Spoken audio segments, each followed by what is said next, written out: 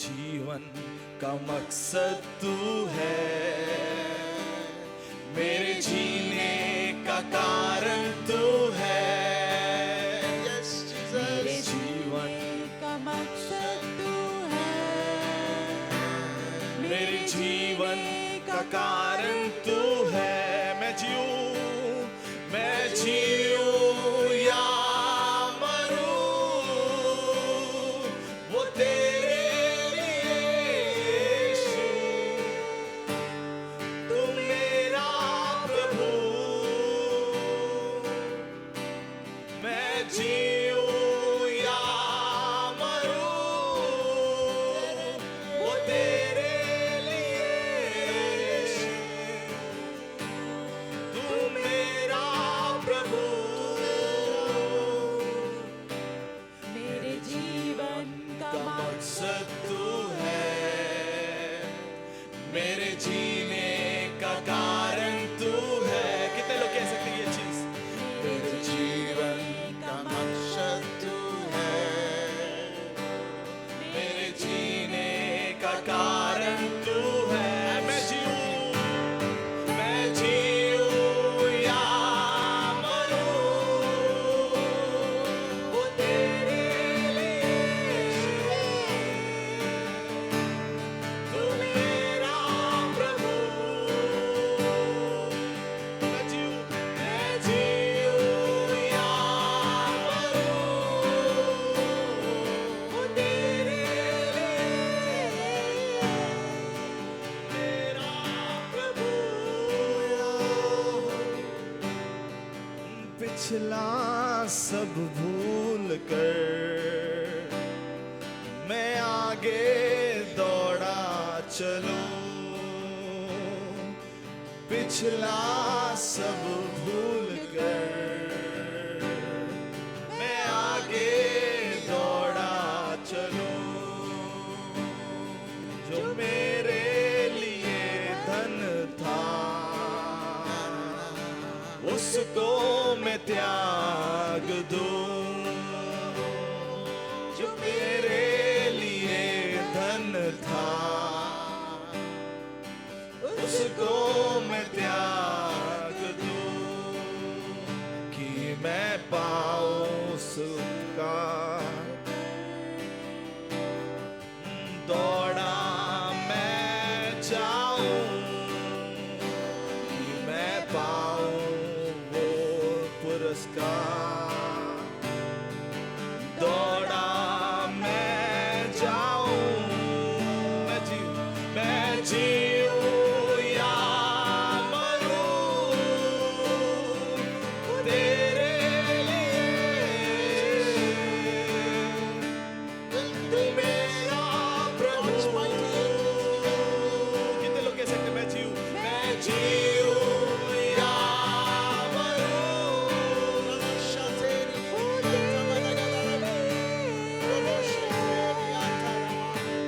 तू मेरा प्रभु। परमेश्वर हम तेरी धन्यवाद करते हैं। हम हमारे जीवन के पिछले सारी चीजों को छोड़कर परमेश्वर तेरे सामने हम सजदा करते हैं परमेश्वर। पिछले सारे बंधनों को छोड़कर, पिछले जिंदगी के सारे तौर तरीकों को छोड़कर, पिछले समय के सारे चिंताओं को छोड़कर परमेश्वर हम तेरी उपस्थिति का हम तेरा धन्यवाद करते हैं। परमेश्वर की आराधना करते वक्त हम कोई और चीज के बारे में सोचेंगे नहीं, हम सिर्फ परमेश्वर के धन्यवाद के बारे में सोचेंगे कि परमेश्वर पिछले एक हफ्ते तूने हमें संभाले रखा। थैंक यू लॉर्ड, धन्यवाद परमेश्वर। Hallelujah, hallelujah. मुझ पर हुई है कृपा, बेकार न जाने दूं, मुझ पर हुई है कृपा, मैं बेकार न जाने न दूं। जिसने मुझे है चुना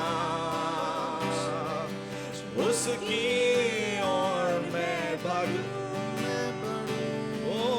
जिसने मुझे है चुना, उसकी और मैं बढ़ूं, देखूं तेरे सलीब पर खींचा मैं जाऊं, देखूं तेरे सलीब पर खींचा मैं जाऊं, मैं जीऊं या मरूं, वो तेरे लिए। तू मेरा प्रभु, मैं जीऊं या मरूं, वो तेरे लिए। तू मेरा प्रभु।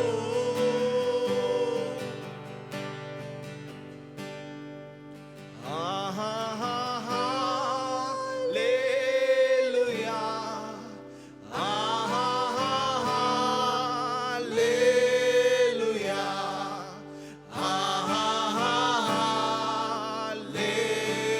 हालेलुया, हालेलुया,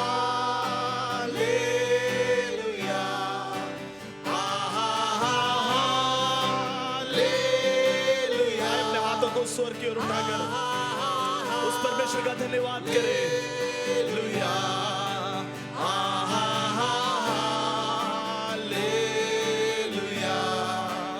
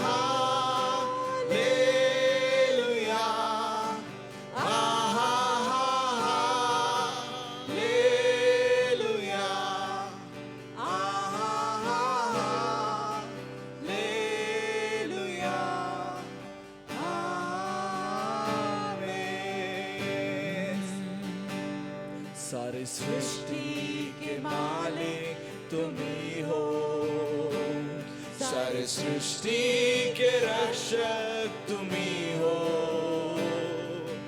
करते हैं तुझको सादर प्रणाम, गाते हैं तेरी ही गुणगान। सारी सृष्टि के मालिक तुम ही हो, सारी सृष्टि के रक्षक तुम ही हो।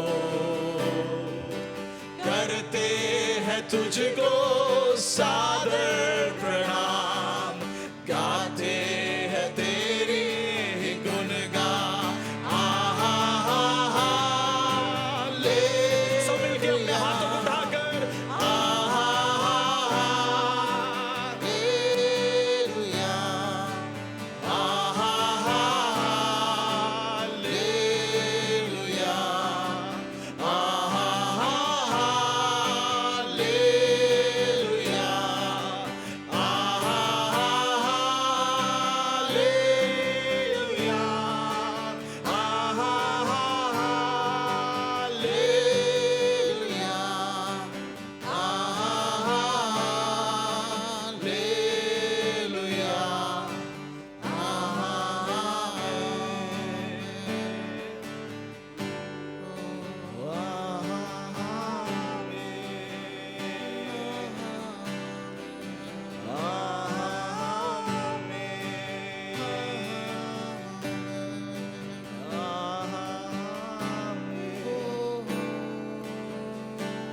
Hallelujah. Hallelujah. वो परमेश्वर सारे सृष्टि का मालिक है, वो परमेश्वर राजा दी राजा है। हालेलुया।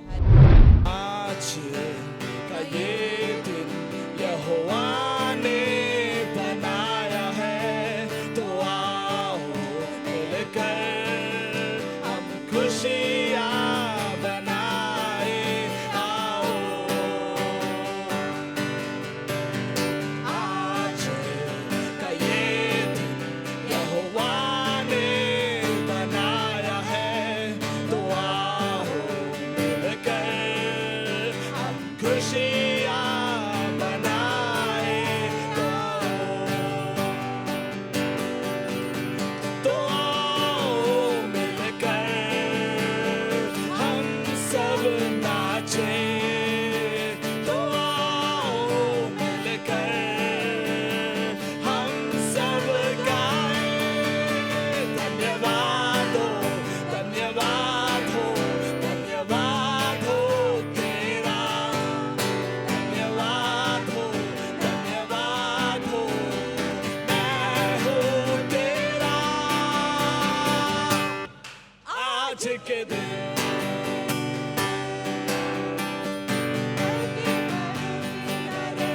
हमें तूने दिया है नया दिन, विश्वास करके है बढ़ना हमें, कोई नहीं तेरे बिन।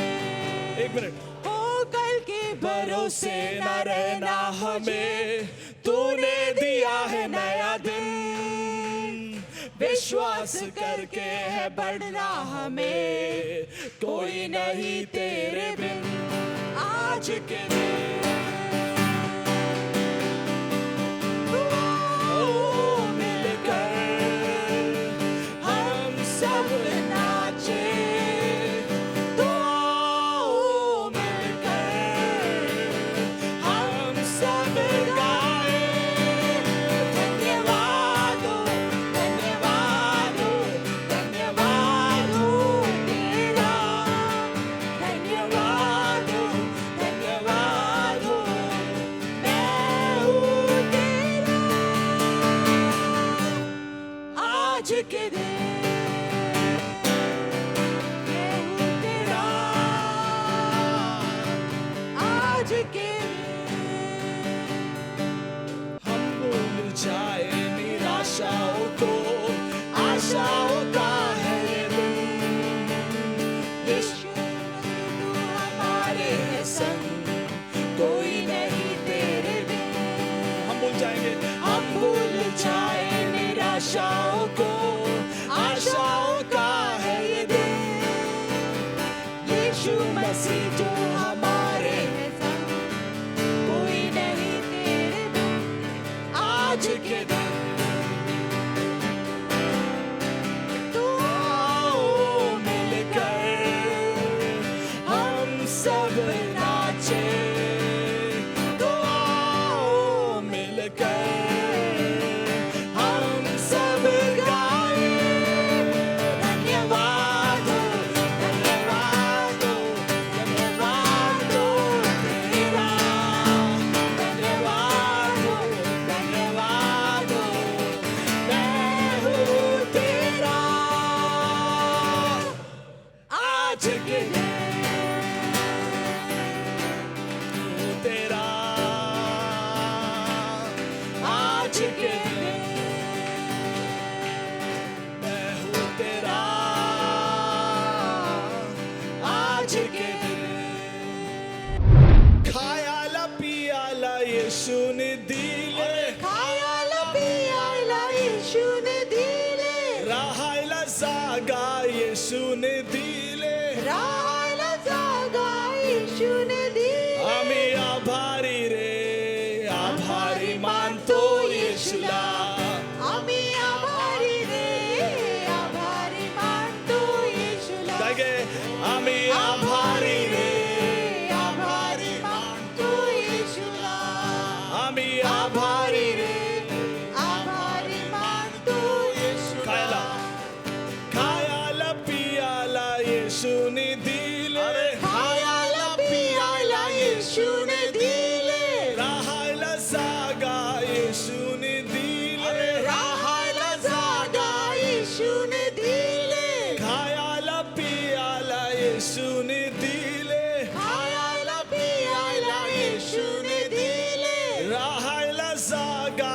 येशूनी दिले राहायला जागा येशूने इसलिए आम्ही आभारी रे आभारी मानतो येशूला आम्ही आभारी रे आभारी मानतो येशूला आम्ही आभारी रे आभारी मानतो येशूला GPRC आभारी आभारी रे आभारी मानतो येशूला आम्ही आभारी रे आभारी मानतो येशूला आम्ही आभारी रे आभारी मानतो आम्ही येशूला आभारी रे आभारी रे आभारी मानतो येशूला आम्ही आभारी रे आभारी मानतो येशूला हालेलुया बोलो प्रभु यीशु मसीह की बोलो प्रभु यीशु मसीह की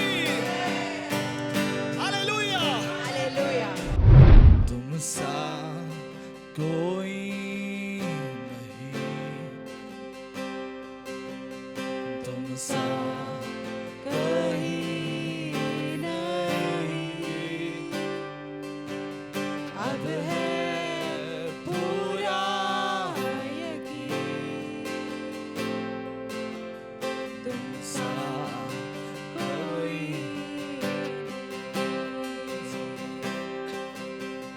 तुम सा कोई नहीं तुम सा कहीं नहीं अब है पूरा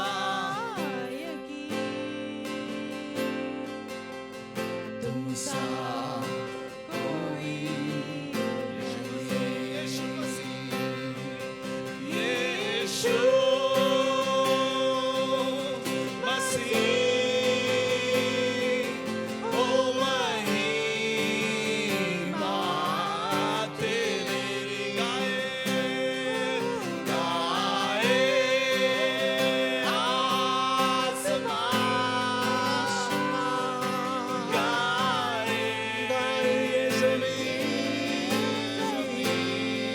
यीशु यीशु अपने हाथों को स्वर की ओर उठाए मसीह हो महिमा महिमा तेरी गाए गाए आसमान गाए जमीन तुम सा कोई नहीं तुम सा कोई नहीं यीशुआ तुम सा कहीं नहीं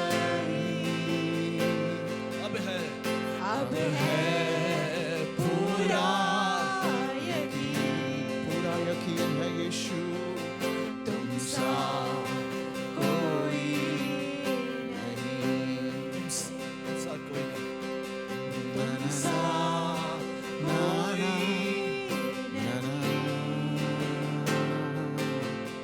तुम सा कहीं नहीं अब है पूरा तेरा यीशु जैसा तुम सा कोई How sweet is you, Jesus. Father, we just honor your presence, परमेश्वर परमेश्वर तेरी उपस्थिति का हम तेरा धन्यवाद करते हैं परमेश्वर धन्यवाद प्रभु धन्यवाद तेरे जैसा कोई नहीं है परमेश्वर धन्यवाद प्रभु थैंक यू लॉर्ड तेरे जैसा कोई नहीं है परमेश्वर थैंक यू तेरे जैसा प्यार करने वाला और कोई नहीं है हमारे लिए परमेश्वर कई बार जब मनुष्य चीजों के लिए हमसे प्यार करते हैं जब कई बार दोस्त हमें कई मतलब के लिए हमसे प्यार करते हैं कई मतलब के लिए हमसे रिश्ते मिलाते हैं परमेश्वर तेरा वचन कहता है माँ के कोख में पैदा होने से पहले बनने से पहले मैंने तुझे देख लिया है in the mothers of the womb I need you I found you I had thought for you परमेश्वर हम तेरे धन्यवाद करते हैं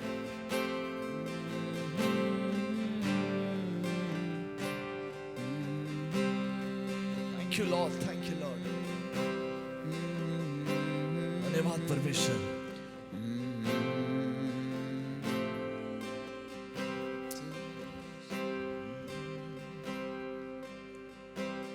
चरणों में तेरे हम आते, सारा दर्द तुझको देते चरणों में तेरे हम आते सारा दर्द तुझको देते शीश हम झुकाते हैं वंदना करते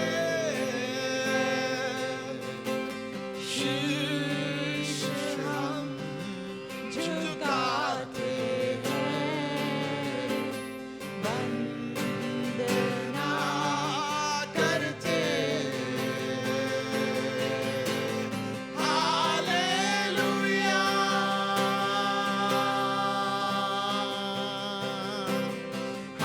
हालेलुया,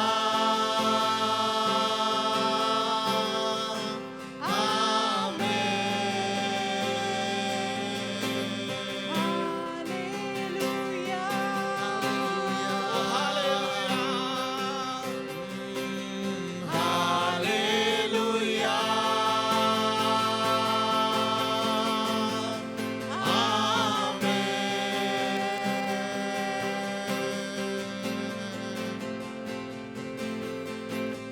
हमको यकीन है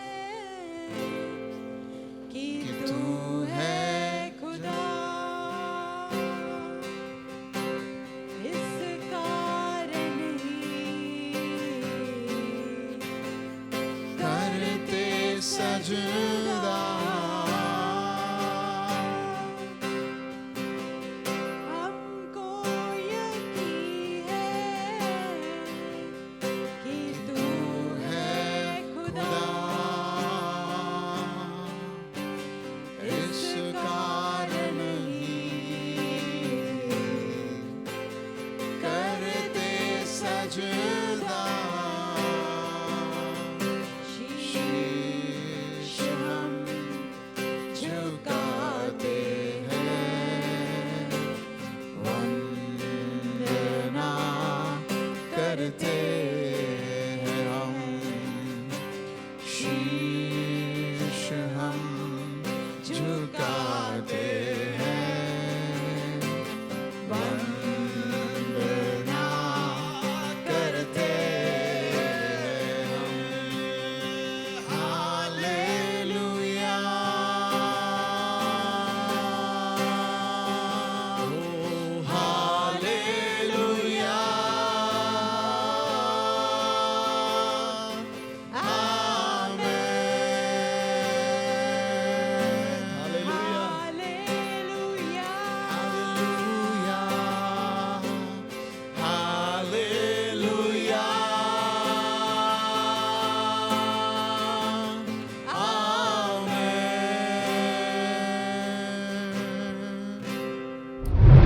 लूका का सुसमाचार उसका 9वां अध्याय उसका 42वां वाक्य। While he was coming, the demon threw him to the ground and convulsed him. But Jesus rebuked the unclean spirit and healed the boy and gave him back to his father. Jesus rebuked the unclean spirit, healed the boy and gave him back to the father. 42वां वाक्य। जब वो उस बालक के पास आ रहा था तो शैतान ने उस बालक को जमीन पर गिरा दिया, पर यीशु मसीह ने उस दुष्ट आत्मा को डांटा, बालक को चंगाई दी और उस बालक को अपने पिता को वापस दिया। He gave it back to the father. उसका 40वां वाक्य भी पढ़ना चाहूंगा।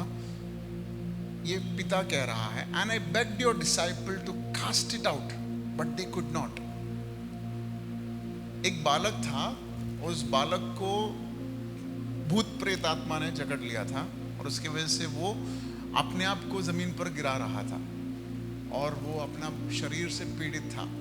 और उस पिता ने उस बालक को चेलों के पास ले आया, लेकिन चेले जो है वो चंगाई नहीं दे पाए। इसलिए वहाँ पे लिखा है, and I bagged your disciples, मैं आपके चेलों से गिड़गिड़ाता रहा कि मेरे बच्चे को या मेरे बालक को बचाओ, लेकिन वो कुछ नहीं कर पाया। यीशु मसीह कहता है, Jesus answered, O faithless and twisted generation, how long I am to be with you and bear with you, bring your son here. हे अविश्वासी और तिरछे या ट्विस्टेड, मुड़े हुए या उल्टी पीढ़ी, टेढ़ी पीढ़ी, हे अविश्वासी और टेढ़ी पीढ़ी, कब तक मैं तुम्हारे साथ रहूंगा। और कहता है उस बालक को लिखिया। फिर यीशु मसीह ने उस आत्मा को डांटा, चंगाई दिया। ठीक है, सो ये भाग है, मैं जल्दी आपको इसका सारांश में बताऊं। लेकिन 9वां अध्याय अगर आप पढ़ेंगे, one of the beautiful chapters है। उस अध्याय में ऐसी महिमामय चीजें हुई है। अगर आप देखते हैं उस 9वें अध्याय को, अगर आप पूरा पढ़ेंगे तो आपको समझ आएगा कि पहला अध्याय, पहला वाक्य से लेकर अगर 6वें वाक्य तक पढ़ेंगे तो वहां पर परमेश्वर यीशु मसीह ने चेलों को अधिकार दिया, अभिषेक दिया और उनको भेजा। और वहां पे लिखा है कि दे हील्ड एवरीवन। चेले जो 12 चेले जिस पर परमेश्वर की अभिषेक थी, 9वां अध्याय का शुरुआत का वाक्य में, वो सारे गांव गए और ऐसा एक भी बीमारी नहीं था जो ये डिसाइपल्स चंगाई नहीं दे पाए। तो इतना महिमा में शुरुआत उस अध्याय से हुआ। लेकिन हमने क्या पढ़ा अभी, यीशु मसीह उन्हीं चेलों को और उन्हीं लोगों को क्या बुला रहा है, फेथलेस एंड ट्विस्टेड जनरेशन। उसका कारण हम आज जल्दी सीखेंगे। और आप देखते हैं 7वें वाक्य, मतलब 9वें अध्याय का 7वां वाक्य में आप देखते हैं कि चेले लोग ने इतना बड़ा काम किया था। वो 12 चेले लोग ने इतना चंगाई चमत्कार किया कि खुद हेरोदस, वो समय का राजा, को भी यीशु मसीह के बारे में पता चला। मतलब ऐसा नहीं कि 1-2 चंगाई हुई, ऐसा नहीं कि एक परिवार के 10 लोग चंगे हुए। इतना चंगाई हुआ। उस समय व्हाट्सएप और न्यूज़ नहीं था कि राजा को पता चले। मतलब बातों बातों में it became an official news. Season था, वो ऑफिशियल न्यूज़ बन गया और तब जाके हेरोदस को पता चला। मतलब चेले लोग अभिषेक पाए, सबको चंगाई दी और वो चंगाई की खबर कहाँ तक पहुंची, हेरोदेस तक पहुंची। और फिर हम देखते हैं 5 रोटी और 2 मछली से 5000 को खिलाया। और वहाँ पे लिखा है दे एट, मतलब हम कितने लोग हैं आज, शायद 25-20 लोग रहेंगे, हाँ, लेकिन 5000 लोगों को, और आज 5000 लोगों को खाना खिलाना, जरा सोच के देखो कितना दिन की मेहनत है। लेकिन वहां पर चंगाई दिया, वहां पर चमत्कार इस तरह बना कि पूरे लोग खाने के बाद ये चेलों को खाने के लिए 12 बाटली या 12 टोकरी बाकी थी। मतलब the ministry is so powerful, glorious. सारे चंगाई, हेरोदियोस को पता चला, 5000 लोग क्या किए, खाना खाया। यही नहीं, आप देखते हैं 18 से 20वें वाक्य में पतरुस को समझ आता है कि यीशु मसीह केवल एक व्यक्ति नहीं है, वो परमेश्वर का पुत्र है, वो क्राइस्ट है। और यहूदियों के लिए क्राइस्ट मतलब द अल्टीमेट। यहूदी अब भी क्रिस्तु, क्राइस्ट के लिए रुके हुए हैं। तो पतरुस को ये जानकारी, ये रेवलेशन हुआ कि यीशु मसीह एक व्यक्ति नहीं है, वो क्राइस्ट हिमसेल्फ है। Big revelation. और 21 वाक्य से लेकर 22 वाक्य में हम देखते हैं Jesus reveals the plan of God. परमेश्वर की योजना जो है वो भी बहुत ही सिस्टमैटिकली यीशु मसीह बताता है। तो this chapter 9 is so powerful, glorious. हर उस चीज जो अब तक नहीं हुआ शायद इस अध्याय में हो गया है। फिर हम देखते हैं 28 से लेकर 36 वाक्य में, आपको पढ़ने की जरूरत नहीं, मैंने पढ़ा है, आप घर जाके पूरा अध्याय पढ़ सकते हैं। 28 से लेकर 36 वाक्य में वहां पर यीशु मसीह मूसा और एलिया नबी आया, जो कि उस समय के नहीं है।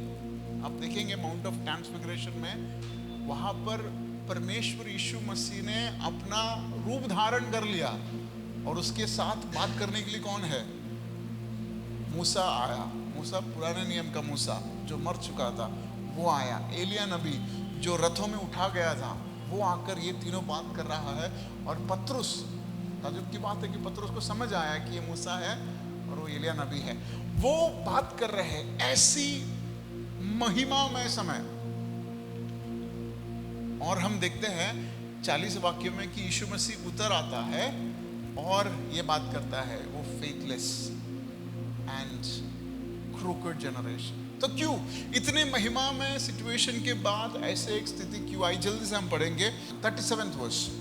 On the next day when they had come down from the mountain a great crowd met. मतलब ये पर्वत के ऊपर मूसा, एलिया नबी और इनसे सबसे भेंट होने के बाद वहां पे लिखा है ऑन द नेक्स्ट डे, उस दिन नहीं, ऑन द नेक्स्ट डे। उस दिन उनको कौन मिला? क्राउड मिला। मतलब वहां पर पवित्र आत्मा लिख रहा है it is not the same day but it is the next day. वो उस दिन नहीं है, एक अगला दिन है। मतलब क्या? अगला दिन में क्या हो रहा? अगला दिन में मूसा, एलिया नबी नहीं आया। अगला दिन में आम क्राउड उनके सामने आया। मतलब एक दिन ऐसा कि हम परमेश्वर की उपस्थिति में उसके चमत्कारों को देख रहा है, but there will be a next day जहां पर आपको आपके जीवन सिचुएशंस मिलेंगे। आपने देखा होगा 3-3 दिन के कॉन्फ्रेंस में आप बहुत एनर्जाइज होते हैं और जैसे ही आप आते हैं ऐसे प्रॉब्लम्स में आप फंसते हैं कि आपको लगा कि मैं कहां आ गया। मतलब क्या? There is a next day. इस कलीसिया में अब आपने जो अनुभव किया है आप बाकी सारी चीजें भूल गए हैं, लेकिन जब आप कल काम पे जाएंगे हकीकत आपको समझ आएगा। उस हकीकत को फेस करना कैसा है उसके बारे में हम जल्दी से सीखेंगे। तो there is always a next day. एक अगला दिन हमेशा है। इसका क्या मतलब है? इसका मतलब आज अगर आपकी परेशानी है तो that day is not the end, वो खत्म नहीं हो रहा। There is a next day, एक नया दिन है। इसका क्या मतलब है? इसका मतलब आज अगर आपने परमेश्वर की उपस्थिति को महसूस किया है तो कल ऐसा भी एक दिन आ सकता है जहां पर आप परमेश्वर की उपस्थिति को महसूस नहीं कर पाएंगे। तो आपको चेतावनी बरतना होगा कि ऐसी क्या चीजें हैं जो मुझे परमेश्वर से दूर कर सकता है। सो हमेशा एज चर्च, एज लीडर्स हमें याद रखना है there is always a next day. एक दूसरा दिन है। आज अगर आप पाप से बचे हैं इसका यह मतलब नहीं कि कल भी बचेंगे। There is always a next day. आज अगर आपको कुछ चीजों से चंगाई मिली है, आप ये सोचकर आराम कर कर आप परमेश्वर को भूल नहीं सकते, क्योंकि there is a next day, एक दूसरा दिन है। द इश्यूज ऑफ यस्टरडे, ऐसा मैंने लिखा है, the issues of yesterday can not kill the greatness of tomorrow. कल की जो महत्वपूर्ण चीज है उसकी बड़प्पन आज की आपकी इश्यू मार नहीं सकती। अगर आपको लगा कि मेरे जीवन में कोई अच्छा चीज नहीं हो रहा, और कई लोग ऐसा सोचते हैं कि मैं जीवन ही अंत करूं, क्योंकि उनको नहीं पता है कि एक दूसरा दिन है।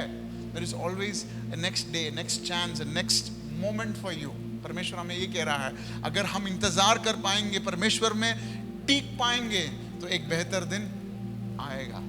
अगर आज शायद हमारे बिजनेस डाउन हो सकते हैं, व्हाट यू हैव टू से, एक नेक्स्ट डे है, एक दूसरा दिन है, एक नेक्स्ट मोमेंट है, एक नेक्स्ट सीजन है। और आज आपको प्रार्थना का उत्तर नहीं मिला तो आप प्रार्थना करने के बाद उठेंगे, there is still a next day, एक दूसरा दिन परमेश्वर ने मेरे लिए रखा है। और चेतावनी क्या है? आज अगर आपने परमेश्वर को उपस्थिति को महसूस किया, उसके करीबी को महसूस किया है, तो कल जीवन में ऐसी चीजें हो सकती हैं जो परमेश्वर से आप दूर हो सकते हैं। There is still a next day. It is both ways. समझ आ रही है आपको? सो उस दूसरे दिन में क्या किया उनको?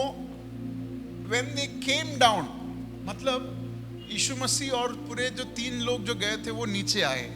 मतलब नीचे आने की एक प्रक्रिया है। हमेशा आप ऐसे माहौल में नहीं बैठेंगे, या बैठना भी नहीं चाहिए। क्यों मालूम है? क्योंकि परमेश्वर हमें ऐसे माहौल या उपस्थिति इसलिए देता है ताकि हम उसका उपयोग करें। परमेश्वर ने आपके ऊपर अभिषेक क्यों डाला है? इसलिए नहीं कि आप और अभिषेक के लालच में उसकी उपस्थिति में बैठे रहे, इसलिए जो दिया हुआ का इस्तेमाल आप कैसे करते हैं। इसलिए वहां देखा है दे केम डाउन। क्यों? क्योंकि यीशु मसीह को नीचे आना था। क्यों? क्योंकि ऊपर नहीं आ सकते ऐसे लोग नीचे खड़े हैं। सब लोग शायद कलीसिया नहीं आएंगे, लेकिन आप कलीसिया बनकर उनके पास जा सकते हैं। समझ में आ रहा है? सब लोग शायद इस संदेश को समझ नहीं पाएंगे, लेकिन आप उन्हें समझा सकते हैं। समझ आ रहा है? How many of getting? So Jesus and his disciples after encountering Moses and God's presence, they came down. Why? So that they can cater to a crowd. ताकि वे लोग एक झुंड को, तो ऐसे एक झुंड है जो इंतजार कर रहे हैं। हालेलुया। सो परमेश्वर हमें क्यों आशीष देता है, क्यों अभिषेक देता है? ताकि हम उन लोगों को जो परमेश्वर को अब तक नहीं जाना है, उन लोगों को परमेश्वर के करीब लाए। They came down. When they came down, वहां पर क्या देखा? A man from the crowd called out, "Teacher, I beg you, look at my son, for he is my only son." Now this is a message of hope. यहाँ पर पवित्र आत्मा ने बहुत ही एनालॉजी दिखाया है। ये सब समझ में आया तो मुझे बहुत खुशी हुई। परमेश्वर यीशु मसीह के सामने चिल्ला रहा है। क्या कह रहा है? ध्यान से देखो, पवित्र आत्मा ने बहुत ही सिस्टमैटिकली वहां पर लिखा है कि I beg you, look at my son, for he is my only son. वो पिता कह रहा है मेरा इकलौता बेटा है। किससे कह रहा है? एक इकलौते बेटे से कह रहा है। मतलब यीशु मसीह कौन है? वो परमेश्वर का इकलौता पुत्र है। यूना के 30:16 में क्या लिखा है? He is for God so loved. परमेश्वर ने जगत से इतना प्रेम किया कि उसने अपने सुपुत्र यीशु मसीह को, इकलौता यीशु मसीह को। अब ये पिता जो भीड़ में है, वो भीड़ में जो खड़ा पिता क्या कह रहा है? मेरा इकलौता पुत्र। मतलब क्या? मेरा इकलौता पुत्र है। वो इकलौता पुत्र की रक्षा कौन कर सकता है? दूसरा इकलौता पुत्र जिसने परमेश्वर द्वारा भेजा गया है। सो यहां पर क्या दिखा रहा है? यहां पर क्राउड की, जिस क्राउड का हम सामना करने जा रहे हैं, या परमेश्वर ने जिसके लिए हमें अभिषेक किया है, उनको राहत कौन देगा? एक इकलौता पुत्र। और who is that only son? Jesus Christ. So this analogy is being compared beautifully here. One father with the son is asking a son who is sent by his father. एक बड़ी बात जो हमें समझना होगा वो ये है कि ये चेले लोग उन लोगों को चंगाई नहीं कर पाए, या उस बालक की चंगाई नहीं किया। लेकिन हम अगर ये अध्याय के 7वें अध्याय का पहला वाक्य जरा हम पढ़ेंगे। Can we just read that first verse? 9वें अध्याय का पहला वाक्य। And he called the 12 together and gave them power and authority over all demons and to cure diseases. ठीक है? मतलब यीशु मसीह ने क्या किया? उनको 12 को बुलाया, सामर्थ दिया, अभिषेक दिया। किसके ऊपर? पूरे ऑल डीमंस, सारे शैतानों के ऊपर क्या किया? उसको बाहर ले जाने के लिए अभिषेक दिया। Not selected demons, not few demons, all demons.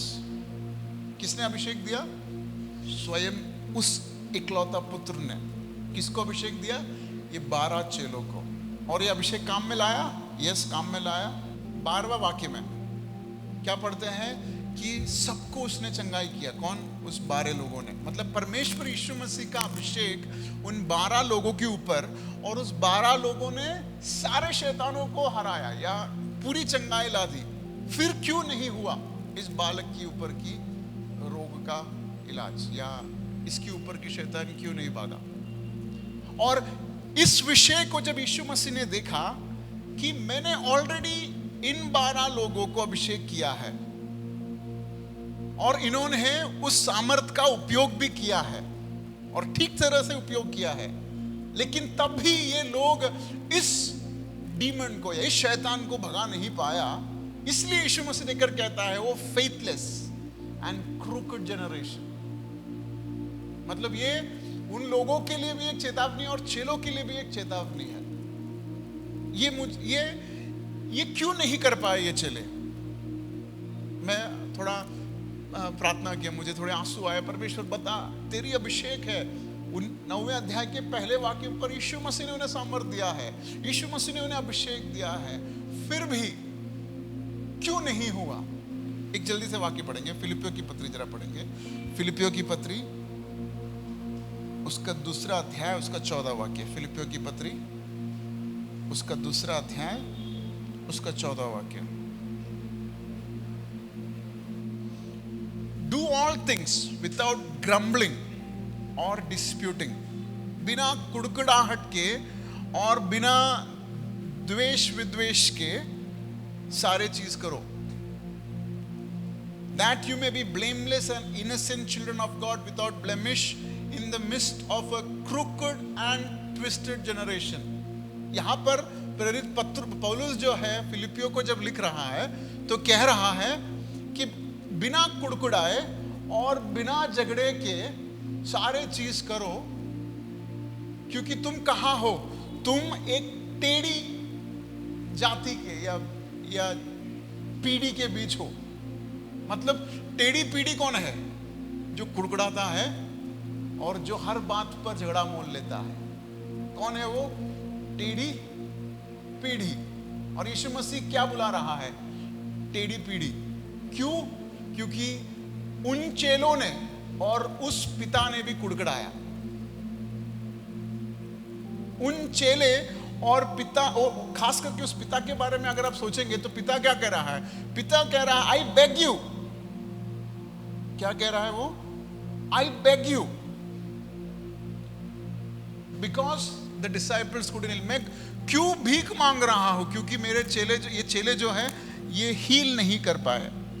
C, begging is an outcome of grumbling. आप कब भीख मांगते हैं? जब आप संतुष्ट नहीं हैं तब भीख मांगते हैं. या आप मुझे दे दो, मुझे दे दो. कभी जब आपके पास नहीं है और नहीं है तो आप कुड़कुड़ाते हैं. तो ये स्वभाव जो है, ये स्वभाव क्यों नहीं मिला? उस पिता को क्या नहीं मिला? उसके बच्चे की शांति नहीं मिली, इसके लिए वो कुड़कुड़ाया. बट चेलों को क्यों? Because God had already anointed. परमेश्वर ने उनको ऑलरेडी अभिषेक किया था. सारे ऐसे बाधाओं से छुड़ाने के लिए यीशु मसीह ने अभिषेक किया था. लेकिन चेलों के अंदर क्या कमी आ गई कि वो परमेश्वर का सामर्थ्य उस दिन काम नहीं किया. तो जब मैंने ये पढ़ा तब वहां पे क्लियरली लिखा है कि यीशु मसीह जब पर्वत के ऊपर जा रहे थे, नहीं रनित जाएंगे आप, इधर देखिए, इधर ध्यान दीजिए आप, ठीक है. जब पर्वत के ऊपर जा रहे थे तो यीशु मसीह ने क्या किया? यीशु मसीह ने केवल किन लोगों को बुलाया? पतरुस, योहन्नान और Peter, James and John. Yohannan और जेम्स को, 3 जन को बुलाया. और 3 जन कहां गया? पर्वत के ऊपर गया. जब ये 3 चेले परमेश्वर ने बुलाया तो बाकी चेले क्या कर रहे थे? They grumbled. Holy Spirit was saying they grumbled. Because they grumbled, they couldn't exercise the authority. क्योंकि वो कुड़कुड़ाने लगे, वे लोग ने परमेश्वर यीशु मसीह ने दिया हुआ सामर्थ और अभिषेक को इस्तेमाल नहीं कर पाए. This dangerous is grumbling. इतना भयानक है ये ग्रम्बल कि ये चले, क्योंकि सही सही में लिखा है ना, 9:1 में क्या लिखा है? सबको छुड़ाया, सबसे चेलों ने आजादी लेके. लेकिन वो उस दिन नहीं कर पाए. क्यों? क्योंकि they grumbled. They didn't approach Jesus but still grumbled. तो वो बात की बात है. But grumbling can make your anointing ineffective. आपके अभिषेक को, आपके सामर्थ जो परमेश्वर ने आपको दिया है, जो सक्सेस परमेश्वर ने आपको दिया है, उसे नतीजे तक पहुंचने के लिए रोक सकते. It can stop you, it can short close your destiny. Grumbling इतनी भयानक है. और यीशु मसीह के नजर में क्या है? दैट इज अ टेढ़ी मेढ़ी, ऐसे ग्रम्बलिंग पीढ़ी क्या है? टेढ़ी मेढ़ी पीढ़ी है. Let's not grumble. हम कुड़कुड़ाएंगे नहीं. परमेश्वर, हम, मेरे भी जीवन में ऐसी स्थिति आई है कि ये कम पड़ गया, या जब सिचुएशन जब टेंस होता है तो फेशियल एक्सप्रेशन चेंज हो जाते हैं और हम गिव अप करने का मोड पे आ जाता है. फिर घर पे जाके सोचना पड़ता है, लॉर्ड आई एम सॉरी, उतना नहीं चाहिए था. It is by default, but we have to get over. हमें उस स्थिति से बाहर आना है. We can not grumble. ताजुब की बात क्या है? यीशु मसीह उतर आया, यीशु मसीह ने उस अंधकार की ताकत को देखा, रिब्यूक्ड. फिर वहां पे लिखा है ही हील्ड द बॉडी. लड़के को चंगाई दिया और पिता को वापस भेज दिया. यही हुआ ना क्रूस पर. यीशु मसीह ने नीचे आया, जैसे पर्वत से नीचे आया. ही रिब्यूक्ड द स्पिरिट. उसने मौत के सामर्थ को डांटा, हराया, डिफीटेड. चंगा किया हमको और हमें वापस अपने पिता के पास एक रिश्ते में ले आया. This is the analogy of gospel.